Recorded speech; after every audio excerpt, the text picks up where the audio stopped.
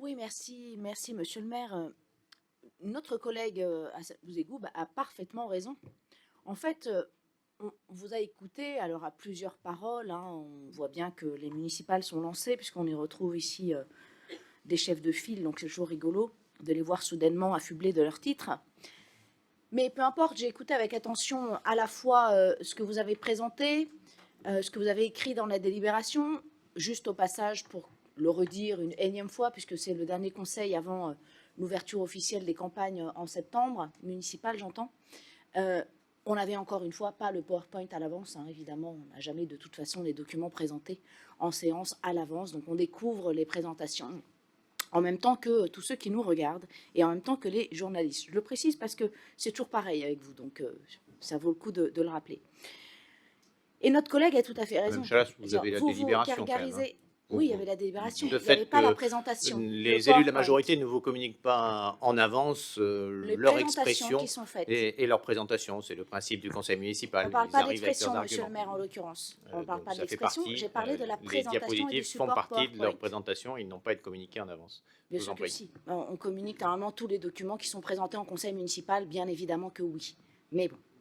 Non, mais c'est votre pratique, monsieur le maire, et je vois bien que vous l'assumez. Très bien. Non, mais c'est voilà. jamais, nulle part. Mais si, bien sûr. Bah, écoutez, j'ai géré une ville pendant 15 ans, je peux vous garantir que tous les PowerPoints vous n'avez pas étaient donnés. de moi avant 2017. Écoutez, et alors sur le principe de fonctionnement des collectivités. C'était l'ancien temps, c'est ça? Les élus de la majorité, en fait, ne communiquent dans l'ancien temps, à Moirans, voilà, leurs interventions aux oppositions voilà. Avant le conseil, mais de même que peut-être que vous avez plus d'expérience que moi, monsieur le maire, mais en 2017, vous voyez, en l'occurrence, à Moirans, et peut-être que c'était singulier, et peut-être qu'il faut remercier la droite, puisque le maire et l'équipe étaient de droite à l'époque, je ne sais pas, et ça vous aurait pile d'autant plus. Vous avez une capacité forte voilà, à remercier la voilà. droite, Mais oui, Chalas, bien sûr. de façon générale. Non, mais vous avez raison de le personnaliser à mon endroit. En attendant, monsieur le maire, les opposants avaient toutes les présentations qui étaient présentées en conseil municipal. Ça ne s'est jamais fait dans aucune mais bien sûr que si, ça se fait très régulièrement.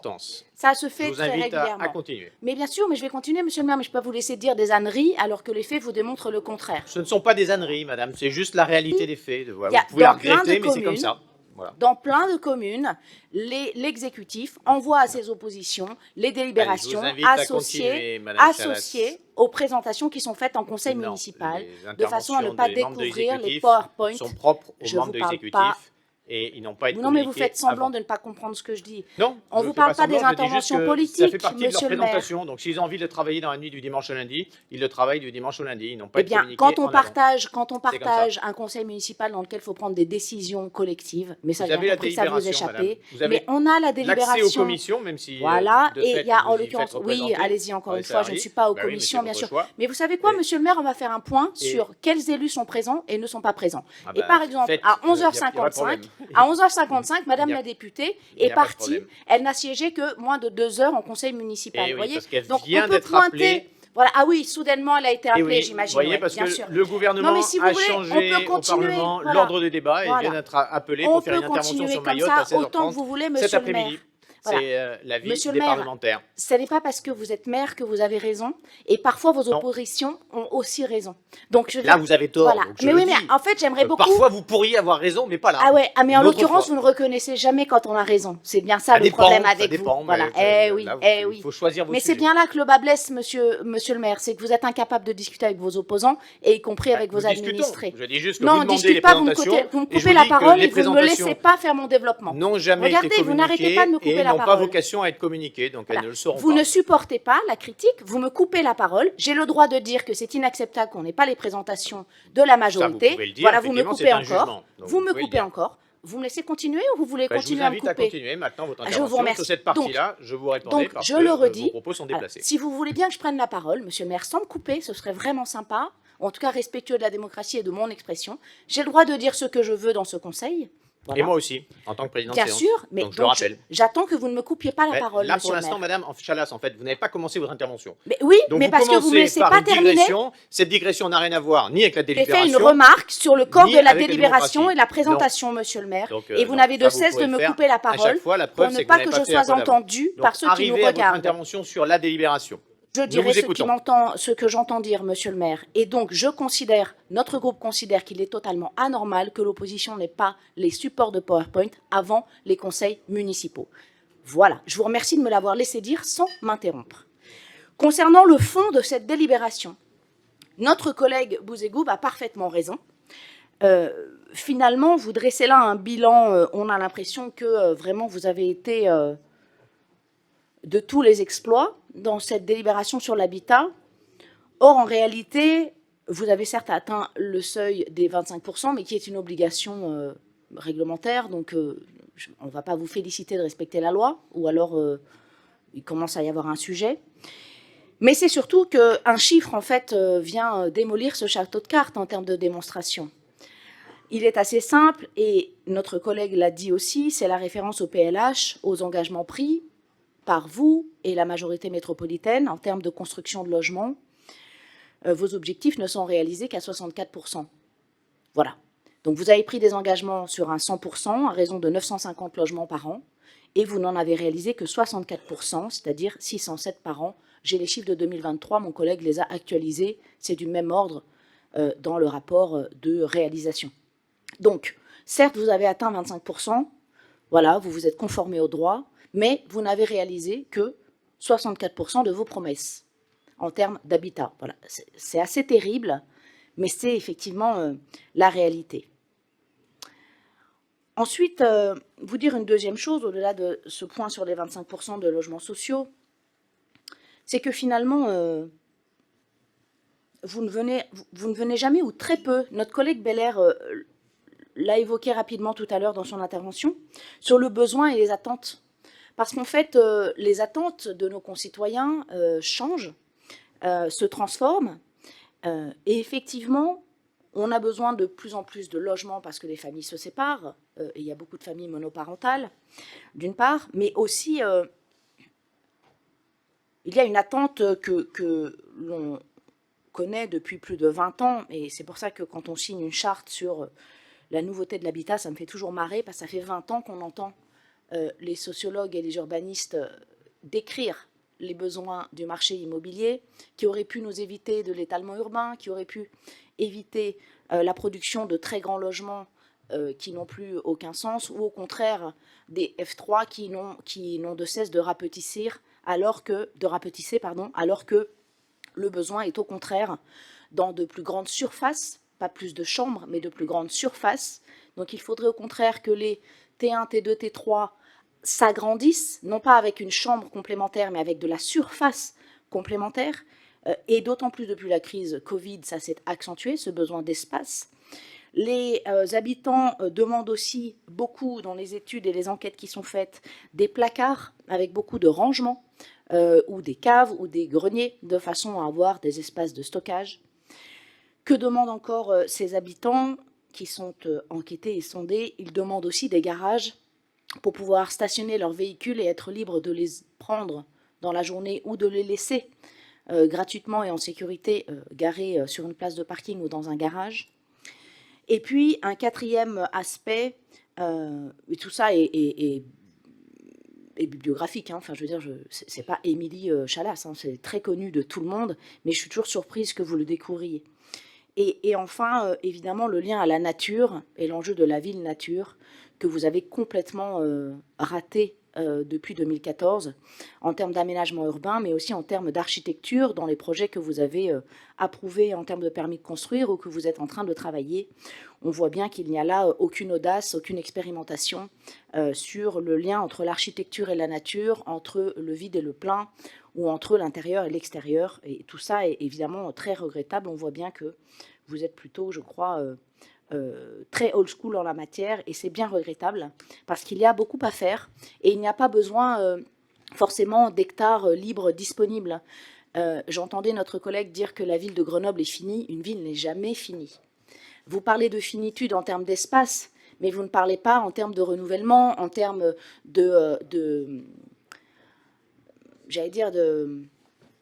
voilà, d'invention architecturale. Et de faire la ville sur la ville, ce n'est pas avoir une ville finie, c'est au contraire avoir une ville en devenir et avoir une vision, avoir une prospective et laisser l'espoir à la créativité et de la place à la créativité.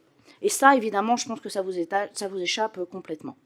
Troisième axe, évidemment le marché immobilier à Grenoble. Alors là encore, ce n'est pas moi qui le dis, ce sont les notaires tout récemment. Les baisses du nombre de ventes dans la métropole sont de 13,8%. Dans l'ancien à Grenoble, moins 28% de ventes. Moins 28% de ventes dans l'ancien à Grenoble, intramuros. Ces chiffres n'ont jamais été vus depuis 10 ans. Ah, il se trouve que c'est votre bilan de mandat. Alors, en l'occurrence, vous allez me dire, oui, mais c'est partout pareil. Eh bien non, puisque en France, il y a eu certes un ralentissement, mais seulement de 11%. Et sur les prix, là encore, à Grenoble, c'est moins 2% en moyenne par an, alors qu'en France, on est à moins 0,8%, évidemment, sur les villes comparables, hein, ça va de soi. Je ne compare pas la campagne et la ville de Grenoble, les ratios et les indicateurs de prix ne sont pas les mêmes.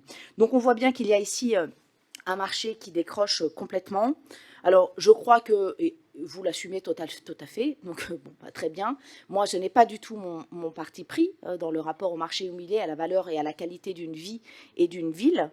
Voilà, je dresse ce constat, mais je pense que vous ne contesterez pas les chiffres puisque c'est exactement ce que vous souhaitez. Quatrième axe, c'est évidemment les logements vacants. On en a beaucoup parlé. J'ai 2 chiffres, je ne sais pas lequel est juste, pardonnez-moi, entre 11 000 et 18 000 logements vacants à Grenoble. Je pense que 11 000 c'est Grenoble et 18 000 c'est Métropole, me semble-t-il, mais on est un peu flou sur ces chiffres. En tout cas, c'est considérable. Et on se rend bien compte qu'il y a un vrai enjeu lorsque l'on sait que 8 000 personnes sont en attente d'un logement social. Alors il ne s'agit pas de rapprocher bêtement 8 000 demandes à 11 000 logements vacants, c'est beaucoup plus compliqué que cela, mais il n'empêche que sur ces logements vacants, vous n'avez eu aucun résultat depuis 2014, et c'est bien regrettable alors qu'il y aurait tant à faire, et je crois de façon prioritaire. 5e point, sur la rénovation. Alors là aussi, vous nous assommez de chiffres et vous vous gargarisez d'avoir aidé des PLAI à hauteur de 2 000 € par logement. En fait, les PLAI sont une part très faible du logement social, d'abord, il faut le savoir. Et deuxièmement, 2 000 € par logement, alors qu'on sait qu'une réhabilitation de fond en comble, et notamment sur les questions énergétiques, approche plutôt de 8 000 €, voire 10 000 € par logement. On est quand même loin du compte pour les bailleurs, cela va de soi. Et puis sur le parc privé, alors moi j'adore entendre notre collègue dire qu'il finance aussi le parc privé. Je trouve ça très touchant, sachant que les dispositifs de financement ne concernent que les plus précaires, qui ne sont généralement pas ou très peu propriétaires et qui n'ont pas les moyens de faire des travaux lorsqu'ils ne sont pas pris en charge à 100%. Et on découvre dans les chiffres, alors là aussi à préciser, dans les aides de copropriété privée, il y a plein de chiffres, j'ai l'impression que c'est ceux de la métropole, et on arrive à ceux de Grenoble quand vous parlez de 7 copropriétés aidées à Grenoble. 7 copropriétés aidées à Grenoble. C'est peanuts, alors qu'il y a tant à faire sur les questions de rénovation énergétique des copropriétés. Et enfin, sur la primaire bois, là aussi, les dispositifs sont largement insuffisants, puisque lorsque l'on parle d'une part de la ville de financement de 400 à 600 € pour le renouvellement des dispositifs de chauffage, c'est en plus de la métropole qui ne donnait déjà pas grand-chose, toujours aux plus précaires, qui de toute façon n'ont pas les moyens de le faire, et donc ils ne le font pas, et toutes les classes moyennes et classes supérieures qui, eux, ont les moyens de le faire, veulent le faire et qui sont propriétaires, à eux, vous ne donnez pas d'argent. Et enfin, 6e et dernier point, qui est en ligne droite avec les 2 précédents, eh bien, c'est la question de l'encadrement des loyers. Vous saviez que nous étions nombreux dans ce conseil municipal à être très défavorables à cet encadrement des loyers, alors que nous avons soutenu le dispositif de permis de louer, qui nous paraissait beaucoup plus intelligent et intéressant en termes d'engagement de la part des propriétaires, parce que cet encadrement des loyers, finalement, ça devient mission impossible pour les propriétaires, bailleurs. C'est la quadruple peine avec vous. C'est-à-dire que, 1, la taxe foncière a explosé, donc les charges sur la propriété bâtie est considérable pour les propriétaires. 2, vous ne leur donnez quasiment aucune aide, sauf s'ils sont précaires et peu précaires, mais généralement ils ne le sont pas. 3, pas d'augmentation de loyer possible puisque vous l'encadrez. Et 4e, et je partage cet axe-là pour le coup, avec le permis de louer, il y a des obligations de travaux avant de remettre sur le marché, et ça c'est très pertinent. Donc finalement c'est la quadruple peine, c'est-à-dire augmentation des impôts, 0 aide, pas d'augmentation de loyer et obligation de travaux. Voilà la situation dans laquelle vous mettez les propriétaires grenoblois, et qui aujourd'hui, oui, mais vous pouvez faire une réponse avec votre accent, je ne sais pas qui vous imitez, monsieur, mais c'est absolument ridicule.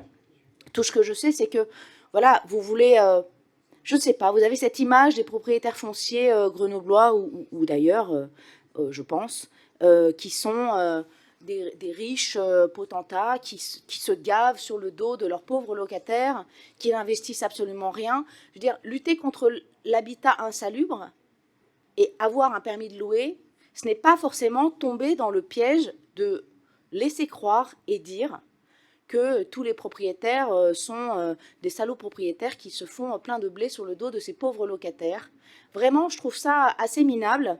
Et on l'avait entendu lors de l'augmentation de la taxe foncière, hein, de vos propres mots. Et je crois que c'est une erreur et qu'encore une fois, vous mettez là face à un mur une mission impossible des propriétaires qui ne sont pas forcément de mauvaise foi ou de mauvaise ambition et qui ont envie que leur logement soit loué, bien loué et de façon stable, avec des familles qui s'installent et qui puissent avoir un toit sur leur tête. Et je trouve finalement que tout cela, c'est beaucoup d'esbrouf, comme vous le faites souvent dans vos délibérations, et pour peu de résultats. Je redis le chiffre du départ, hein, seulement 64% de vos objectifs PLH sont atteints, alors que ça fait 10 ans que vous êtes en responsabilité à Grenoble. Vous n'êtes pas à la hauteur sur la question du logement et de l'habitat. Nous enchaînons avec... Maire, alors on ne peut pas dire qu'on n'était pas loin de la délib, mais enfin bon, moi je vais être un peu plus terre à terre, hein, je vais parler du logement des Grenoblois, sur la grandiloquence sur la Constitution française, pour parler du quotidien et de la charge du logement des Grenoblois. Je dois dire que là on a tous un peu plané, mais why not? Et vous dire finalement 3 choses, 3 caractéristiques de cette majorité grenobloise. Une première, finalement, c'est à la fois le déni de réalité et les certitudes que vous portez. Madame Belair, alors je suis surprise que vous assumiez une ligne libérale sur la question du logement, vous l'avez dit vous-même. Voilà, je ne sais pas qui sont les néolibéraux, parce que quand on a des aménageurs en face de nous, qui déposent ou qui veulent déposer un permis de construire, en fait, quand on dialogue, eh bien, il y a un certain nombre de choses et de messages qu'on peut leur faire passer. Avec l'enjeu bien sûr du coût du foncier, des contraintes de construction et réglementaires. Mais là, quand on vous écoute, on a l'impression qu'on ne peut absolument rien négocier. Et là, lorsqu'on vous dit que vous pouvez influencer sur la nature et la qualité des permis de construire, ou le fait de faire des placards, par exemple, vous dites « Ah ben nous, on est entre la règle et le libéralisme. » Ah bon, d'accord. Donc en fait, qui sont les néolibéraux sur cette question? Je suis assez surprise de votre posture.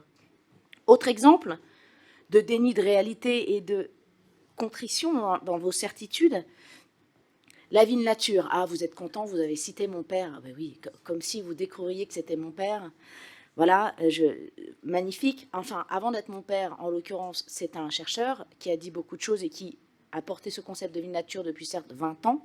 Mais en fait, avant d'anticiper la mise à jour dont vous parlez, commencez par la base, puis après on verra comment on peut faire les mises à jour. Mais commencez par la vie de nature, puis après on verra les mises à jour. Franchement, regardez Grenoble, est-ce que vous pensez que c'est l'exemple de la vie de nature à travers le monde?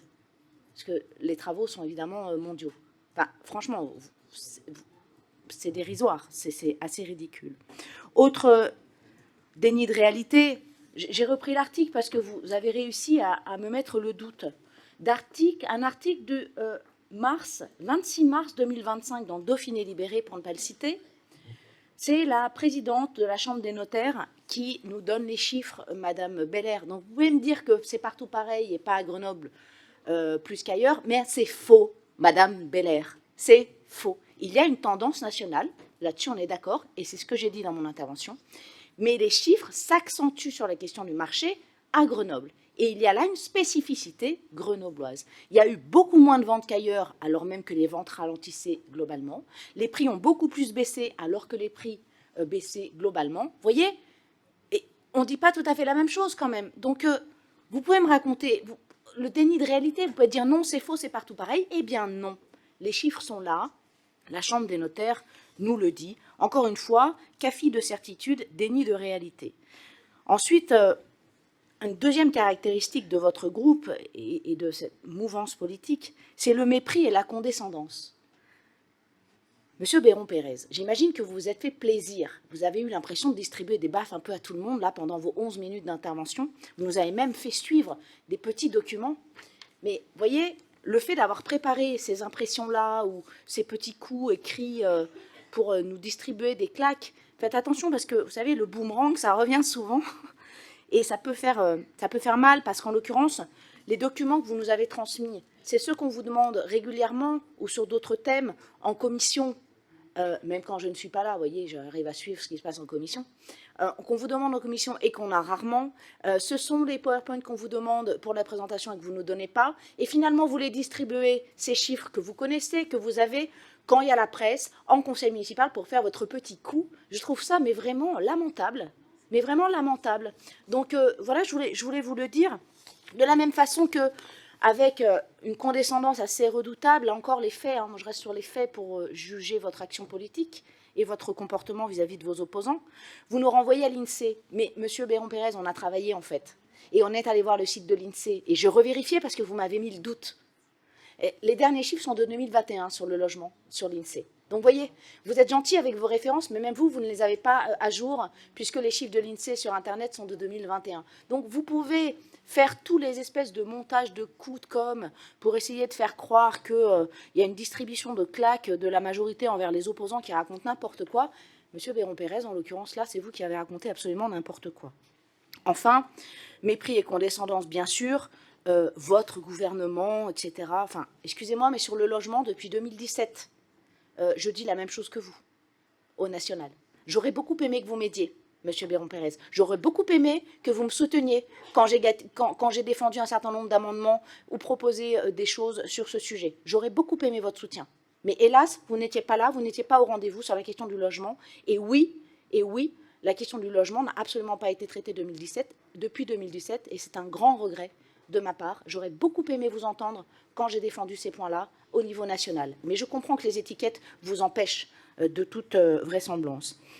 Ensuite, je vous rappelle aussi que la France est certes gouvernée par un gouvernement, mais qu'on a aussi une Assemblée nationale. Et quand je vois, et je pense que vous le partagez, j'ose croire que vous le reconnaîtriez cette fois, quand on voit qu'à l'Assemblée nationale, ils sont capables aujourd'hui de voter dans un brouhaha et une dispersion totale à l'Assemblée nationale, tantôt la réouverture de Fessenheim, tantôt la suppression de la ZFE et du ZAN, et tout récemment un moratoire sur le solaire, vous comprenez bien qu'aujourd'hui, on a un sujet de fonctionnement à l'Assemblée nationale, que je ne partage aucune de ces décisions qui ont été prises. Donc vous pouvez parler et évoquer mon gouvernement ou ma majorité. Le problème, c'est qu'aujourd'hui en France, c'est plutôt le bazar qu'autre chose. On sait à quoi c'est dû. Ce n'est pas mon propos. Cette dissolution était très malheureuse. Mais vous voyez, quand on a des sujets que l'on veut porter à cœur, j'aurais beaucoup aimé vous entendre sur le ZAN et sur la ZFE, Monsieur Béron-Pérez, quand je me suis battue à l'Assemblée pour le faire passer contre la droite qui n'en voulait pas. Vous voyez, ce genre de choses. Et pourtant, vous avez refusé un certain nombre de vœux dans ce conseil municipal. Vous avez refusé un certain nombre de soutiens. Vous avez même condamné qu'on n'allait pas assez loin. Vous n'avez même pas reconnu qu'on essayait, qu'on avait fait des dispositifs qui étaient favorables. Dispositifs qu'aujourd'hui, vous êtes le premier défenseur face au RN et à la droite qui veut les enfoncer. Donc, vous voyez, le problème, c'est qu'avec vous, il y a 2 poids 2 mesures. Moi, je reconnais un certain nombre de choses que je peux soutenir avec vous. D'ailleurs, vous le verrez bientôt dans mon bilan ici, dans notre bilan ici. Je sais soutenir des choses avec vous quand vous avez raison, comme le permis de louer, dans le sujet qui nous concerne. Vous voyez, je l'ai voté avec vous et je l'assume. Contre d'autres avis dans les oppositions. Ce n'est pas le sujet.